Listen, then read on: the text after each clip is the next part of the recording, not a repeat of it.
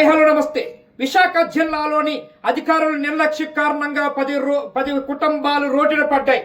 కాసులు కక్కుర్తి పడి ఇష్టరాజ్యంగా అనుమతులు ఇవ్వడంతో ఈ రోజు 10 కుటుంబాలు విశాఖ జిల్లా జీవీఎంసీ పరిధిలోని రోడ్డున పడే పరిస్థితి వచ్చింది.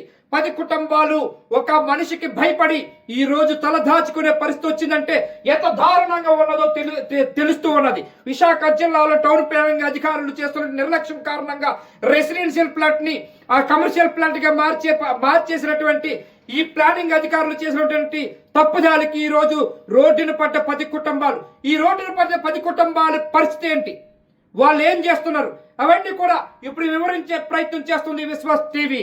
Thank you.